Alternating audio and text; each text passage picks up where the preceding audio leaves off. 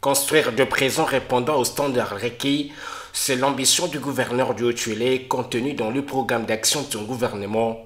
L'érection de celle-ci située au chef-lieu du territoire de Ouatia en est l'illustration.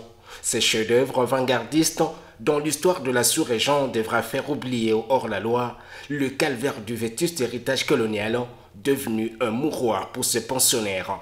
Nous sommes à l'étape de crépissage. Vous trouverez, il y a des murs que nous avons essayé de doubler. Nous avons coulé des bétons avec des mèches, double mur. Il y a des cellules de brigands. Et vous trouverez l'épaisseur de mur, c'est double. Et à l'intérieur, là, il y a des bétons qui séparent les deux blocs. Il y a les briques cuites et il y a des monoblocs. Et il y a des bétons à l'intérieur. Après cette inspection nocturne effectuée lors de son séjour dans la contrée, Christophe Bassieni-Nonga espère tourner cette page noire de l'histoire de sa province conformément à la vision du chef de l'État Félix-Antoine Tshisekedi visant à humaniser les prisons de la RDC.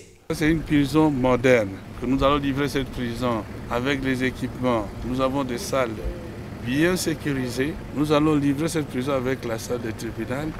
Mais aussi nous allons l'équiper. Les deux Land Cruiser de cette prison sont déjà venus, ils seront décorés de la police. Et une fois que celle-là finit, nous allons tout faire pour que les deux prisons d'ici finissent.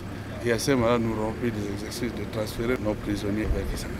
Matière relevant de la compétence du pouvoir central, la construction de prisons devient une nécessité pour le gouvernement provincial, contraint de débourser des colossales sommes d'argent pour transférer des prisonniers vers Kisangani, afin de désengorger ces maisons carcérales en déconfiture.